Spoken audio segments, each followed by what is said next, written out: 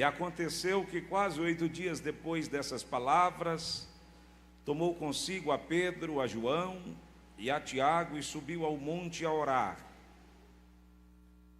E estando ele orando, transfigurou-se a aparência do seu rosto, e as suas vestes ficaram brancas e muito resplandecentes. E eis que estavam falando com ele 2 varões, que eram Moisés e Elias, os quais apareceram com glória e falavam da sua morte, a qual havia de cumprir-se em Jerusalém. E Pedro e os que estavam com ele estavam carregados de sono. E quando despertaram, viram a sua glória e aqueles 2 varões que estavam com ele. E aconteceu que quando aqueles se apartaram dele, disse Pedro a Jesus: Mestre, bom é que nós estejamos aqui e façamos 3 tendas, uma para ti, uma para Moisés e uma para Elias, não sabendo o que dizia. E dizendo ele isso, veio uma nuvem que os cobriu com a sua sombra, e entrando eles na nuvem, temeram. E saiu da nuvem uma voz que dizia: Este é meu filho amado, a ele ouvi. E tendo soado aquela voz, Jesus foi achado só, e eles calaram-se, e por aqueles dias não contaram a ninguém nada do que tinham visto. Meus queridos, eu quero refletir com vocês essa noite sobre este evento único e glorioso, registrado nos 3 evangelhos, quais sejam Mateus, Marcos e Lucas, epigrafado como o evento da transfiguração. A transfiguração de Jesus traz para nós algumas lições caras, relevantes, e que não podemos deixar passar desapercebido, uma vez que consta do Evangelho como palavra de Deus para todos nós. Eu gostaria do máximo da sua atenção e que você ouvisse a palavra com a mente e com o coração,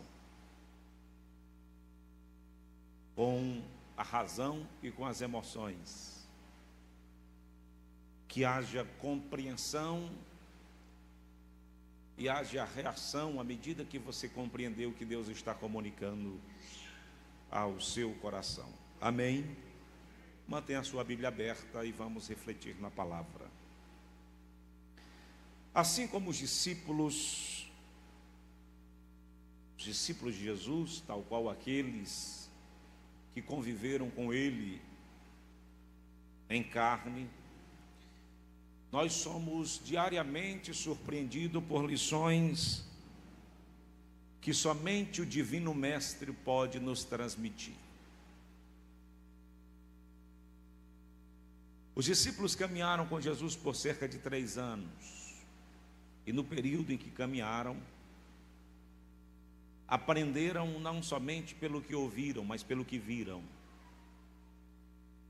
Talvez a consistência da vocação apostólica se deva ao fato de que Jesus não era um mestre que fluía em palavras, à medida que a sua conduta era incoerente com o que falava. Não. Inclusive o testemunho a respeito de Jesus é que falava como quem tinha autoridade.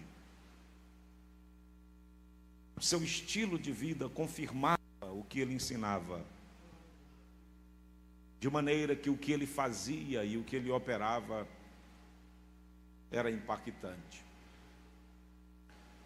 Não diferente, com a exceção de que não convivemos com Cristo em carne, nós somos todos os dias instruídos pelo Senhor, seja pela palavra, ou por meio do seu Espírito, a empreendermos uma caminhada de aprendizado, uma caminhada de aprimoramento, uma caminhada de esmero, onde cada dia nos manifestemos como luz e sal na terra, sendo pessoas transformadas de conformidade à imagem de Cristo, vivendo de glória em glória, de fé em fé e vitória em vitória. Portanto, é imprescindível a quem se diz um discípulo de Jesus e um cristão autêntico e verdadeiro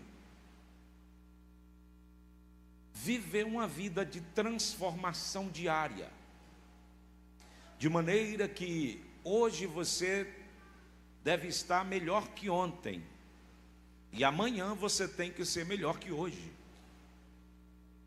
porque a caminhada com Cristo exige isso. A caminhada com Cristo não permite retrocessos no aspecto moral, do aspecto espiritual, no que diz respeito ao caráter cristão. Emocionalmente a gente oscila, sim ou não? A fé também sofre as suas oscilações, mas quando se trata de caráter cristão, nós partimos do pressuposto de que todos os dias nós estamos sendo confrontados por meio da verdade transformadora do Evangelho, e isso nos aprimora. E por meio da palavra, seja a Sagrada Escritura, e as experiências diárias, cotidianas, nós somos instruídos à vida cristã. Eu abro parênteses e ressaltaria, dentro dessas experiências, o exercício comunitário da fé. A ideia de exercer uma fé de maneira isolada e distante uns dos outros, ela não acha fundamento nas Escrituras, porque é no convívio diário que nós exercitamos esta fé e somos edificados à maneira que servimos e somos servidos. É por meio do viver diário, em especial na comunidade de fé que fomos inseridos, que nós somos edificados e somos instruídos. E eu não estou falando somente do culto, cuja palavra é anunciada e você recebe instrução. Muitas das vezes você está em comunidade com os irmãos e os elementos do culto não estão sendo praticados, mas ainda assim a comunhão está presente como uma das virtudes mais caras da fé cristã, porque para a comunhão e para a unidade foi que nós fomos chamados. O texto em que nós estivemos fazendo uso, Lucas data esse acontecimento cerca de 8 dias depois da confissão de Pedro, da forte confissão de Pedro a respeito de Jesus Cristo. E é do ato da confissão de Pedro que Jesus faz a primeira predição do seu sofrimento. Há alguns dias Jesus vem dizendo aos seus discípulos dos acontecimentos futuros, do que vai lhe acontecer. Ele estava cônscio dessa missão. Jesus foi um ser determinado a morrer. Jesus veio com a sentença sobre si. Jesus veio para morrer. E ele fez essa predição de sofrimento. Os discípulos não compreenderam. Mas a voz de Deus irrompeu o reino humano quando, no batismo de Jesus, o Espírito Santo desceu e ungiu Jesus para o ministério público. Porque é no ato do seu batismo que o Espírito desce e ele é ungido para exercer o seu ministério público. Lucas capítulo 3, versículos 21 e 22. E é naquele ato que Deus reconhece publicamente Jesus, o Verbo encarnado, como seu Filho. Mas agora, no texto em que li, no versículo 35 do capítulo 9, novamente Deus, o Pai, reconhece Jesus como seu filho, quando ele diz: eis aí o meu filho amado, em quem eu me comprazo, em quem eu tenho prazer. E esta ocasião da transfiguração ocorre às vésperas da virada de Jesus em direção a Jerusalém, quando, prestes a percorrer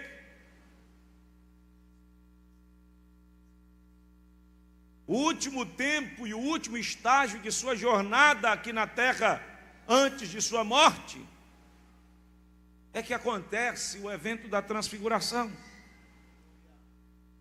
Portanto, a transfiguração acontece numa época de crise na vida de nosso Senhor. Pastor, Jesus teve crise. Que tipo de crise Jesus teve? Ora, não foi Jesus que orou ao Pai dizendo: se possível, passa de mim esse cálice sem que eu beba? Não foi Jesus que disse: a minha alma está angustiada até a morte? Não foi ele que suou gotas de sangue? E deveria ser assim para que em carne ele demonstrasse semelhança com o nosso sofrimento. A humanidade de Jesus não era performática, não era fake. Jesus era homem, tanto quanto eu e você somos. Jesus tinha necessidades tanto quanto eu e você temos. Jesus não era feito de um elemento diferente do que você é. Ele é composto por derme, epiderme, toda estrutura óssea, tinha músculo, tinha tudo isso. E não somente na estrutura anatômica, mas emocionalmente. Jesus tinha todo esse composto emocional. E é exatamente quando ele vem fazendo predições do seu sofrimento, quando as pressões estão aumentando, que ocorre o evento da transfiguração. Portanto, a transfiguração ocorre numa época de crise na vida do nosso Senhor. A confissão que Pedro faz de que Jesus é Messias assinalou o fim do seu ministério para multidões. Por quê, pastor? Porque Jesus foi amplamente recebido como realizador de milagres. As multidões afluíam para vê-lo realizar milagres. Elas gostavam, a multidão gostava, as multidões gostavam da multiplicação dos pães, dos peixes. Elas gostavam de ver o espetáculo da manifestação do poder de Deus, mas não reconheciam Jesus como Salvador. Isso se repete, templos muitas das vezes ficam lotados em busca do que o poder de Deus pode proporcionar, mas são arredios a respeito daquilo que é exigido de cada um de nós, à medida que devemos nos submeter a Jesus Cristo como Senhor e Salvador. Então, quando Pedro confessa publicamente, começa a percorrer pelas terras áridas da Palestina, que não é só um homem que está realizando milagres. Para eles existem pretensões maiores. Jesus não havia se afirmado assim, mas Pedro disse: tu és o Cristo, o Filho do Deus vivo, tu és o ungido de Deus, tu és o Messias, tu és o prometido. Então, as perseguições, elas aumentam, a temperatura se eleva, e ele começa a sua jornada a Jerusalém para morrer pela humanidade. Jesus inicia a sua jornada sabendo que a sua morte se aproxima, e sabe que a sua morte é essencial no plano que Deus, o Pai, lhe havia confiado, e que era impossível o sucesso do plano da redenção sem que ele morresse, sem que fosse submetido ao sofrimento. Jesus toma seus discípulos mais chegados, Pedro, Tiago e João, e junto deles sobe ao monte. É provável que fosse o Monte Hermon, localizado cerca de 22 quilômetros ao norte de Cesareia de Filipe. E junto desses discípulos, a versão NAA, Nova Almeida atualizada, no versículo 28 diz que eles subiram ao monte com o propósito de orar. Jesus teve como propósito, dos minutos que antecede a transfiguração, a oração. E ele busca um lugar de solidão. Nós aprendemos que, vez por outra, a solitude é necessária na vida. Às vezes é preciso deixar de lado a euforia. Às vezes é preciso se recolher para compreender a missão e ser fortalecido naquilo que lhe foi confiado. Jesus nos ensina isso. Jesus busca um lugar de solidão junto dos seus discípulos, e ele sobe ao monte para orar. Nessa ocasião, ele não sobe ao monte para multiplicar pães e peixes, ele não sobe ao monte para realizar milagres, ele sobe ao monte para orar. E não é difícil imaginar o teor da oração de Jesus, não é verdade? Eu fico pensando se não tem a ver com o cometimento ao caminho da cruz. Se você ler o versículo 22 do capítulo 9, versículos 21 e 22, Jesus diz: e admoestando-os mandou que ninguém referisse isso, dizendo: é necessário que o Filho do Homem padeça muitas coisas, e seja rejeitado dos anciãos e dos escribas, e seja morto, e ressuscite ao terceiro dia.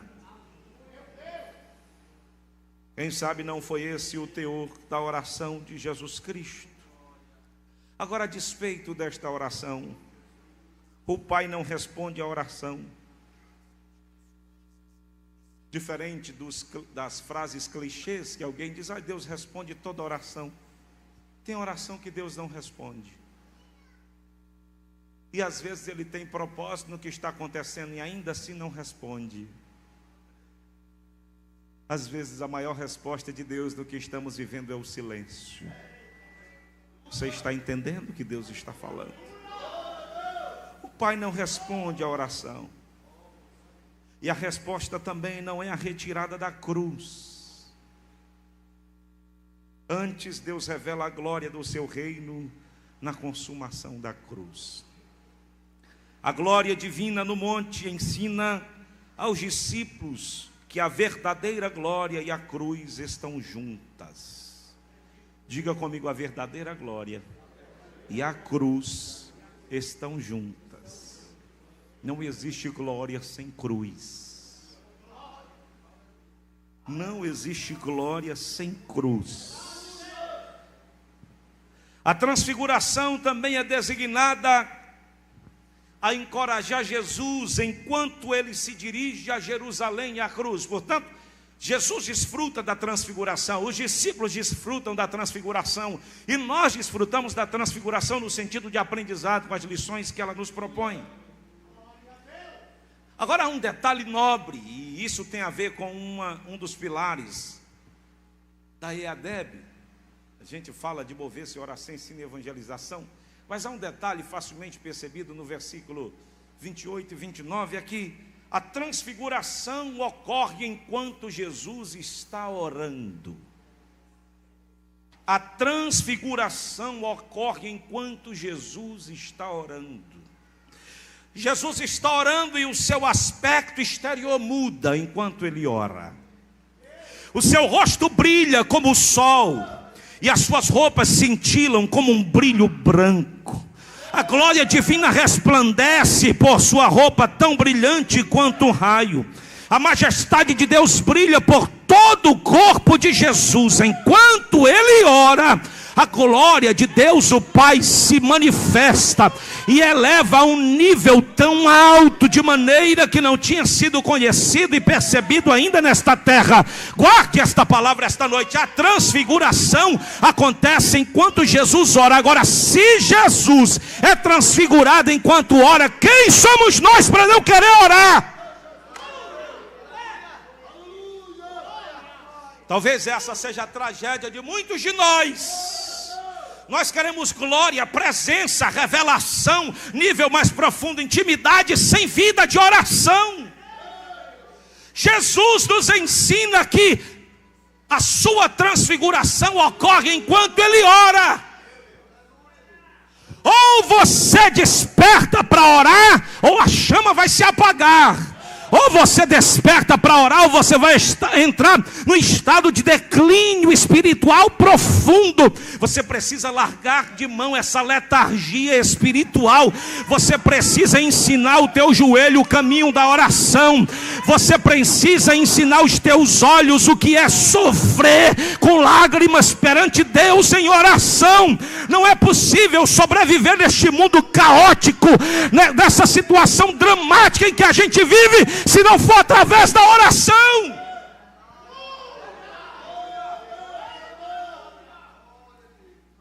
É uma questão de tempo. Cedo ou tarde você vai tombar, cedo ou tarde você vai cair, cedo ou tarde você vai fraquejar, cedo ou tarde você vai fracassar. Você precisa orar. A oração eleva níveis espirituais. Não há uma só pessoa que se dedique à oração e o seu nível espiritual permaneça o mesmo. Todas as vezes que você intensifica a sua vida de oração, o seu nível espiritual é elevado, a intimidade é concedida e a você é dada profundidade. Portanto, não seja lento na oração. Ore andando na rua, ore dentro de casa, ore dentro do carro, ore quando levanta, ore quando deita, ore na igreja, dobre o joelho quando chegar, ore o culto todo, mas não deixe de orar, porque a recomendação paulina aos Tessalonicenses é orar sem cessar. Aleluia, aleluia. Enquanto Jesus ora, ele é transfigurado. Mais tarde Pedro escreve a esse respeito em sua segunda carta, do capítulo 1, versículos 16 e 17. Olha o que o apóstolo Pedro diz em sua segunda carta: porque não vos fizemos saber a virtude e a vinda de nosso Senhor Jesus Cristo seguindo fábulas artificialmente compostas, mas nós mesmos vimos a sua majestade. Nós mesmos vimos a sua majestade. Olha o que Pedro diz. E segue: porquanto ele recebeu de Deus Pai honra e glória, quando da magnífica glória lhe foi dirigida a seguinte voz: este é o meu filho amado, em quem me tenho comprazido. Quando Pedro escreve a carta da esperança, ele consigna a sua experiência dizendo: eu estava lá no dia em que ele foi envolvido com a glória de Deus Pai. Eu vi com os meus olhos, eu testemunhei. Ele poderia até inclusive seguir dizendo: eu até pedi para a gente construir tenda para continuar lá.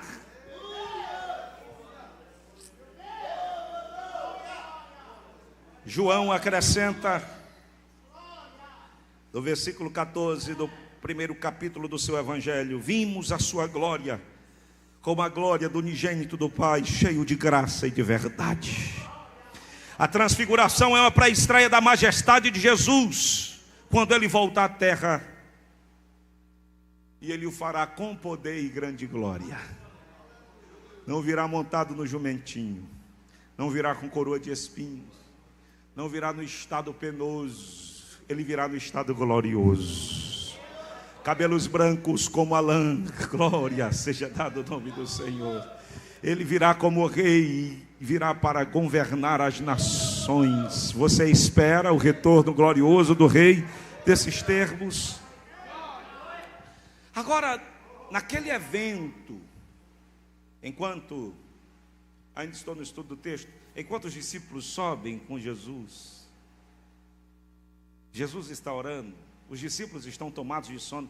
Parece que os discípulos de Jesus eram bons de sono, viu? O povo até hoje, diz que até hoje tem discípulo bom de sono. Mas os discípulos de Jesus eram bons de sono. Não se aflija se você é um discípulo sonolento. Não se aflija, viu, se você é um discípulo sonolento. Jesus, o pastor Edson já está recebendo a doutrina, viu? Oh, coisa boa, velho. Crente da IADEB é assim, recebe a doutrina com alegria. Mas os discípulos de Jesus eram bons de sono.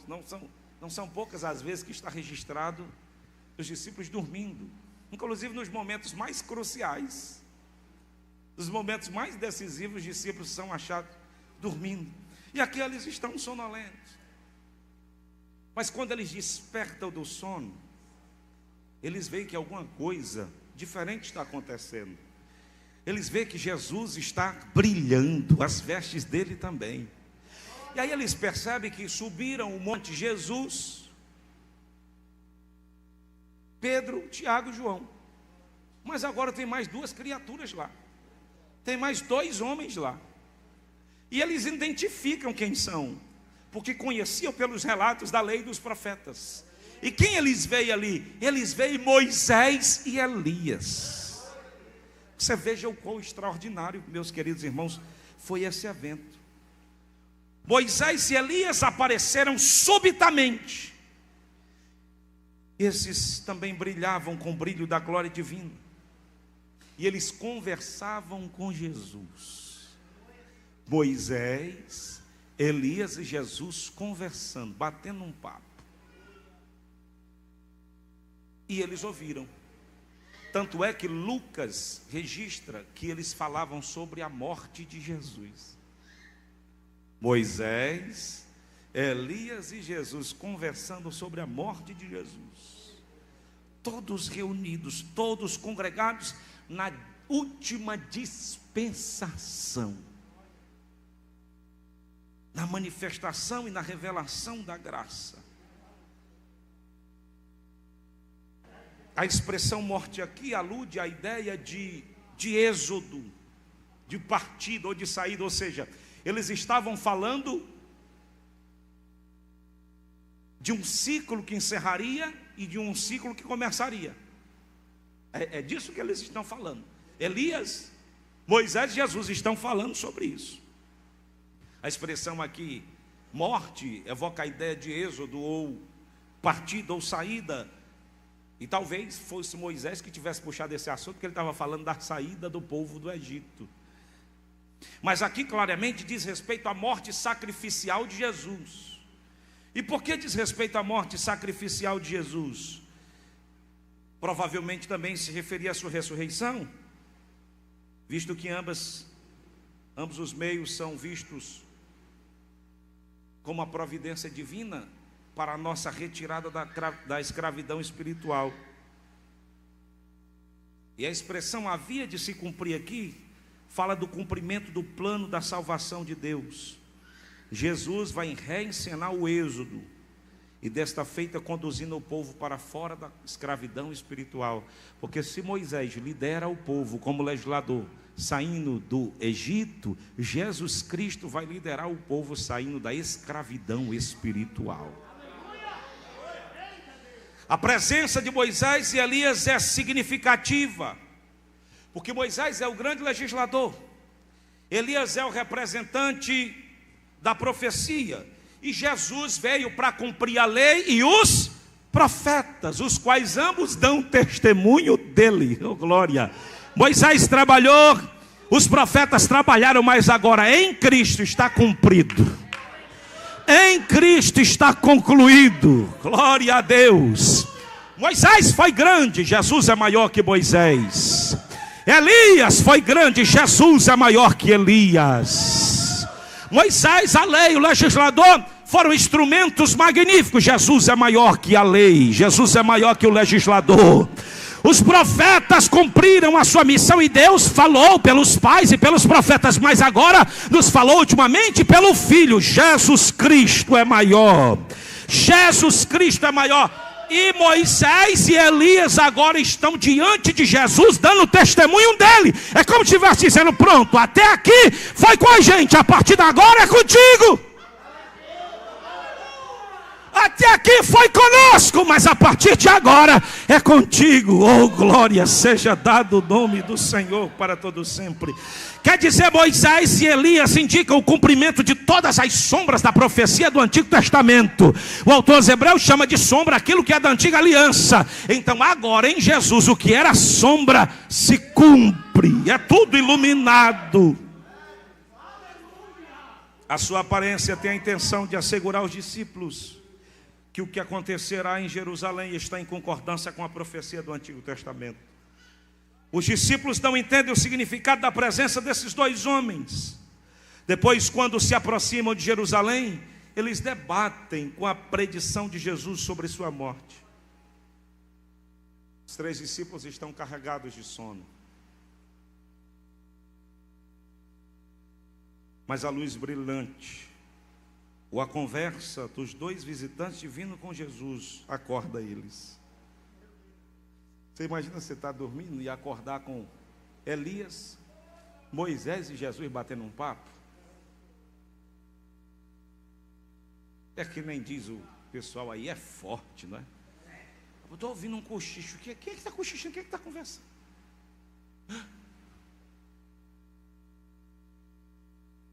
E só quando estão bem despertos é que eles veem a glória de Jesus e os 2 visitantes divinos em esplendor e glória.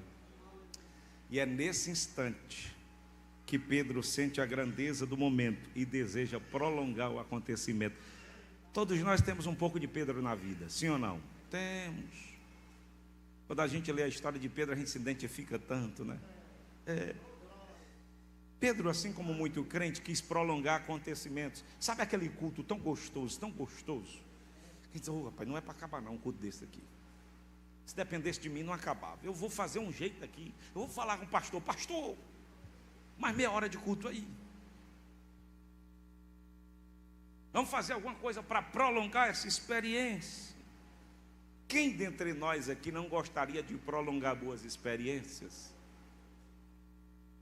Se pudéssemos, nós eternizaríamos boas experiências, sim ou não? Ora, Pedro não é diferente, quer prolongar aquela experiência. Quando ele vê que Elias e Moisés estão indo embora, aí ele se desespera. Aí ele propõe construir ali 3 tendas para Jesus e seus 2 visitantes divinos. No apelo a Jesus, ele diz assim: bom é que nós estejamos aqui. Lembrou nem dele e dos amigos dele. Não, a gente fica no relento mesmo. A gente fica fora da tenda. Desde que a gente esteja aqui com vocês, está tudo de boa. Faz uma tenda para o senhor. A gente até faz. Se o senhor liberar, o senhor não precisa fazer nada. Nós vamos construir uma tenda para o senhor, para Elias, outra para Moisés. E você, a gente fica por aqui, está de bom tamanho. Um negócio desse, uma glória dessa. Bom é que estejamos aqui. Ou seja, essa experiência é maravilhosa. Vamos prolongá-la de modo que possamos desfrutá-la tanto quanto possível. Mas como Lucas nos lembra, Pedro não sabe o que está dizendo. Sua proposta está fora de lugar e exprime uma falta de compreensão da situação. Essa experiência gloriosa deve durar só por pouco tempo.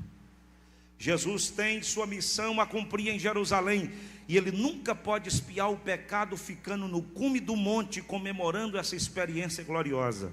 Ele tem de descer e fixar o seu rosto em direção a Jerusalém. A transfiguração é extraordinária, mas ela não pode redimir a humanidade dos seus pecados. As experiências gloriosas, elas são extraordinárias, mas é preciso que cumpramos a missão que nos foi confiada. Antes que Jesus possa responder a Pedro, uma nuvem aparece, e o Pai Celestial interrompe a conversa insensata de Pedro. A nuvem, sinal da presença de Deus, cobre os discípulos. Quando Jesus e os 2 visitantes entram na nuvem, os 3 discípulos ficam com muito medo. A voz de Deus fala da nuvem com palavras que são semelhantes às que vieram do céu quando do batismo e da unção de Jesus. E nessa ocasião a voz foi dirigida principalmente a Jesus, confirmando como Messias: tu és o meu filho, em quem eu me comprazo. Agora, num segundo momento da fala do Pai, esta voz é direcionada aos discípulos, e desta feita, a voz divina direcionada aos 3 principais discípulos, lhes dão uma ordem. Qual é a ordem? Do versículo 35: a ele ouvi, a este ouvi. Ele é o meu filho amado. Este é o meu filho amado, em quem eu me comprazo, em quem eu tenho prazer. A ele ouvi. Ou seja, agora a lei fica para trás, os profetas ficam para trás, porque a partir de agora é a ele que vocês têm que seguir, é a Jesus que vocês têm que seguir. A partir de agora ele será o guia de vocês. As palavras de vida serão emitidas através da vida dele. Escutem a Jesus Cristo, ouçam a Jesus Cristo, sigam a Jesus Cristo. Nós não podemos substituir, meus queridos irmãos, esta essência da fé cristã, que é ouvir a Jesus. As pessoas estão ouvindo tanta gente, ouvindo tanta coisa, mas é preciso obedecer a Deus o Pai, quando disse aos discípulos: escute-o, ouça-o, siga-o, dê atenção às palavras de Jesus. Por isso nós temos a missão de ler os evangelhos, de ouvir as palavras de Jesus consignadas nos evangelhos, de obedecer às palavras de Jesus registradas nos evangelhos. Esse testemunho autorizado confirma a confissão de Pedro sobre Jesus como Cristo de Deus. Ele é o rei ungido, que fará as obras do servo sofredor do Senhor. O discípulo tem de ouvi-lo, porque ele é profeta, que é muito maior que Moisés. Os discípulos pensam que sabem quem ele é, mas ele é maior que a testemunha mais ilustre do Antigo Testamento. Eles precisam se sentar aos pés dele e prestar atenção ao que ele diz. Oh glória!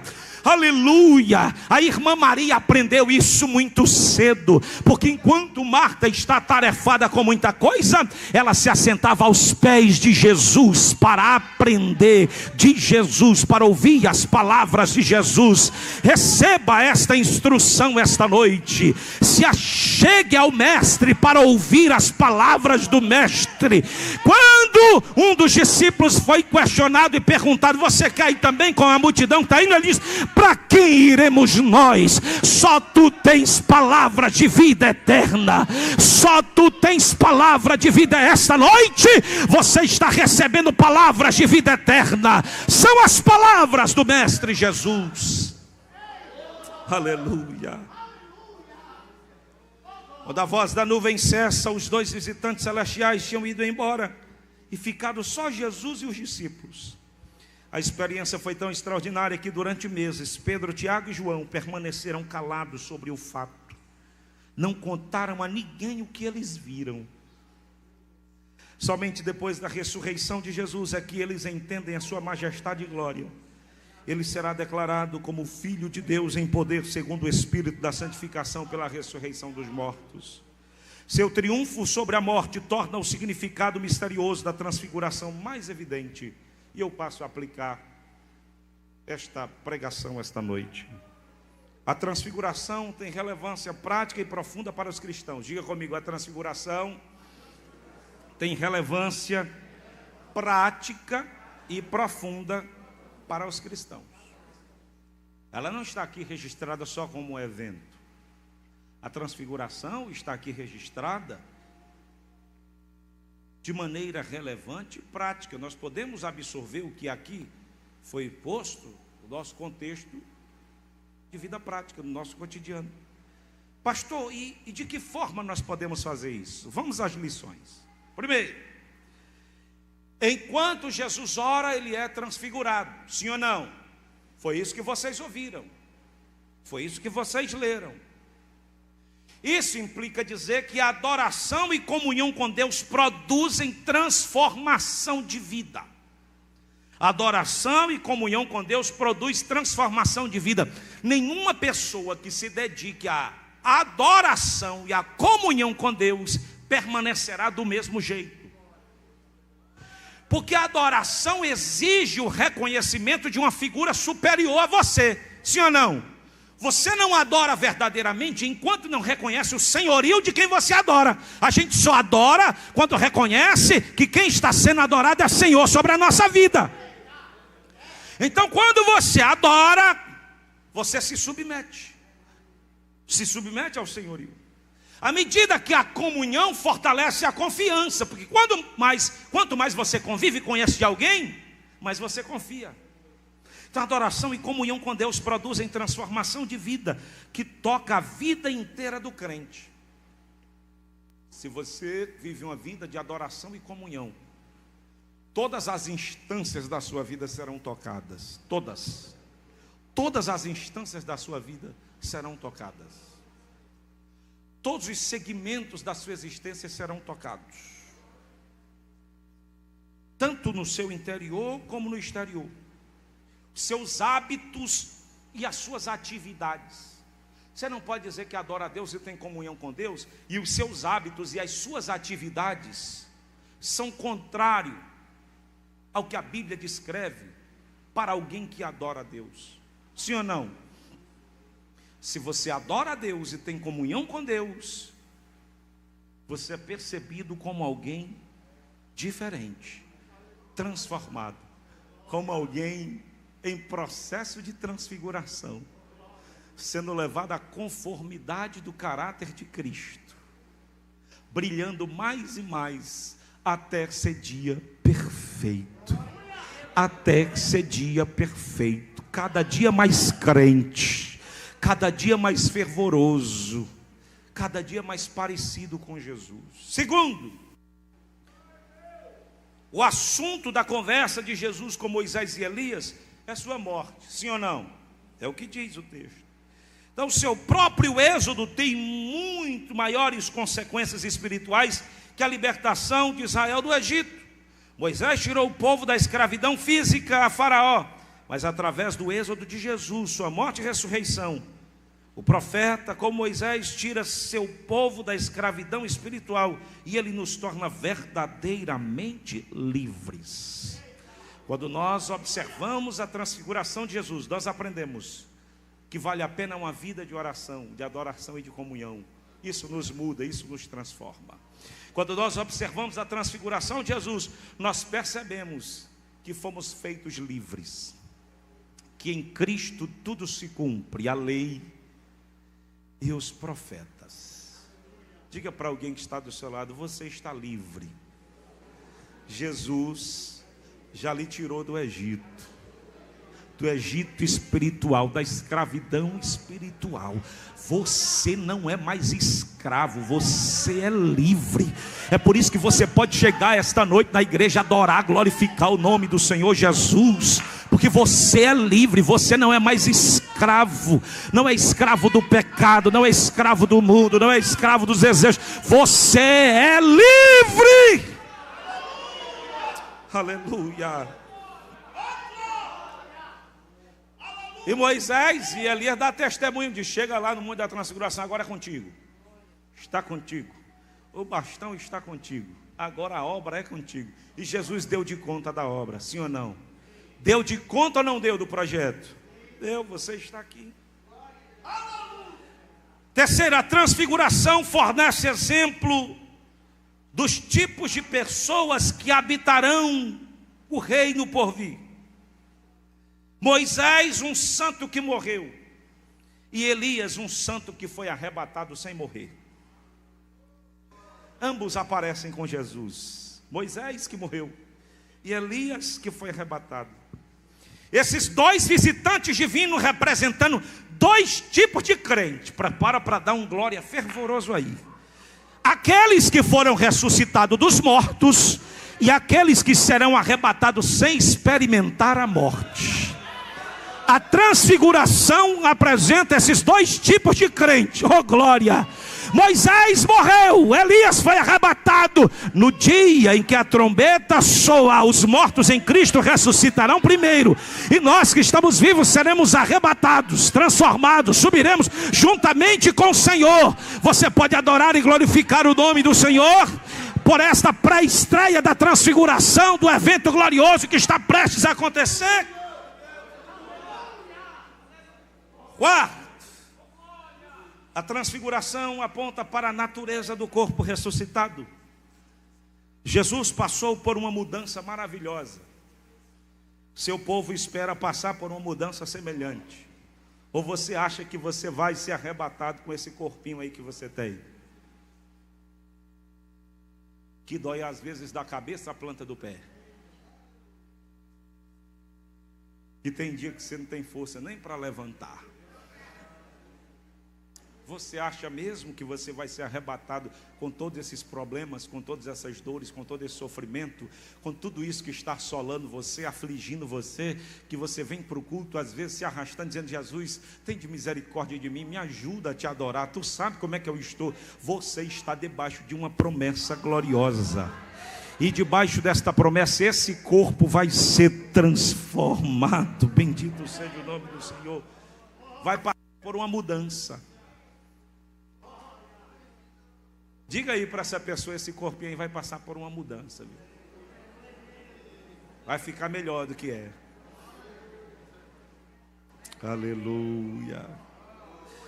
Como Paulo expressou, quando Cristo voltar, Ele transformará o nosso corpo abatido para ser conforme o seu corpo glorioso, segundo o seu eficaz poder de sujeitar também a si todas as coisas. Filipenses 3:21. Oh, glória a Deus. Transformará o nosso corpo abatido para ser conforme o seu corpo glorioso, segundo o seu eficaz poder de sujeitar também assim todas as coisas. Concluo. Quinta lição. Finalmente, a transfiguração nos lembra a experiência do cume do monte. Pedro quer ficar no cume do monte tanto quanto possível. Grande inspiração vem na presença de Deus e satisfaz necessidades espirituais e profundas, sim ou não? Quando você está na presença de Deus, tudo passa, né? É analgésica, é anestésica. Você está alegre aqui glorificando a Deus, esquece da dor, da conta, esquece de tudo. Porque as experiências espirituais, elas têm essa capacidade de nos inspirar, de satisfazermos. Os adoradores são espiritualmente levantados e edificados quando Deus se move nos cultos de adoração e manifesta a sua presença extraordinária pelo poder do Espírito Santo e pela operação dos dons espirituais. Você chega no culto e quando Deus manifesta a glória, você se levanta a mão, abre a boca, fala em outras línguas. Alguém é batizado no Espírito Santo, outro é curado, outro é transformado, aleluia. Alguém recebe visão, palavra de conhecimento, palavra de sabedoria. Alguém opera o dom da fé, alguém profetiza, alguém interpreta, alguém fala variedade de línguas. E é assim que acontece quando o poder de Deus se manifesta. Os adoradores são espiritualmente levantados e edificados, e nós estamos num culto de adoração, e isso está acontecendo essa noite neste lugar. Você está sendo levantado, você está sendo edificado, a glória de Deus está se movendo, porque esse culto é um culto de adoração e que manifesta a presença extraordinária do Espírito Santo pela operação dos dons. Os dons espirituais não podem ficar inoperantes e escassos entre nós. Tem que ter palavra da sabedoria, tem que ter palavra do conhecimento, tem que ter profecia, tem que ter variedade de língua, interpretação de língua, tem que ter operação de maravilhas, dons de curar, tem que ter dons da fé. Tudo isso tem que ser operado. Pastor, e por quem esses dons são operados? É por você. Jesus quer dar um dom desse a você, quer ministrar um dom desse à sua vida, para que você possa edificar alguém espiritualmente. Agora, esses tipos de experiência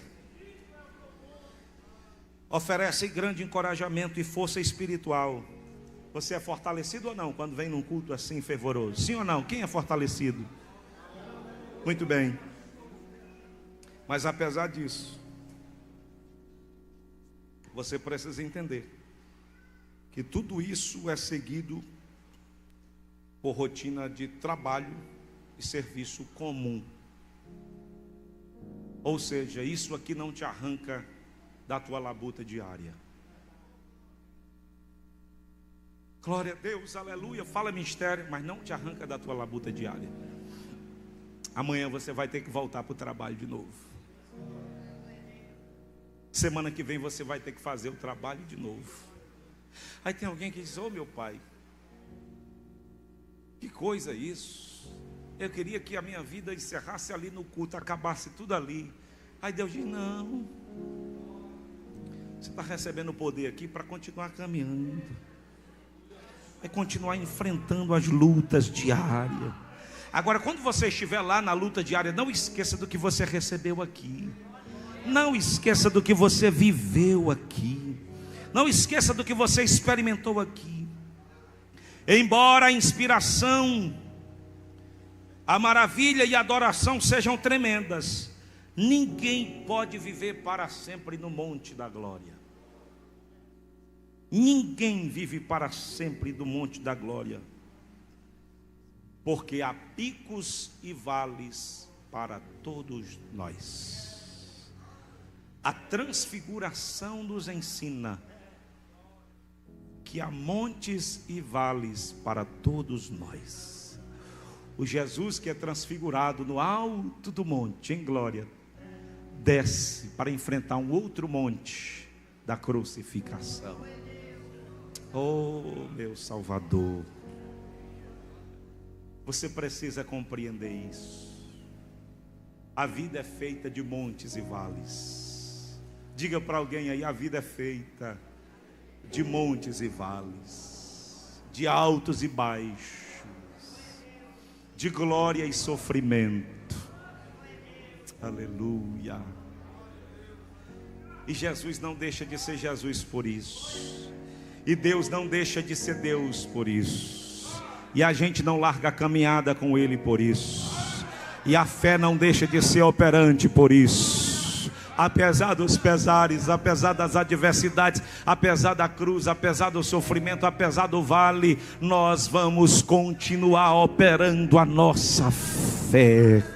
Quem sabe esta noite Deus não te trouxe aqui para manifestar a glória dele a você, a fim de que você seja fortalecido e ao sair daqui tenha de lidar com situações adversas. Isto não significa dizer viver sempre alerta, com medo de que alguma tragédia aconteça. Não, é estar pronto, sabendo que o que acontecer será para o louvor e a glória do nome do Senhor, e que você não estará desamparado, e que você não estará sozinho. Você está recebendo a doutrina esta noite? Você está recebendo a palavra? Aleluia! Então viva da transfiguração, mas esteja pronto para a crucificação. Jesus nos ensina que o Pai que o transfigura e o envolve em glória é o mesmo Pai que o esmaga no lenho da cruz para a redenção da humanidade, para o perdão dos nossos pecados. Nós precisamos ter essa compreensão, assim como os discípulos que entraram na nuvem daquela glória saíram também para ver o seu mestre crucificado e logo depois morreram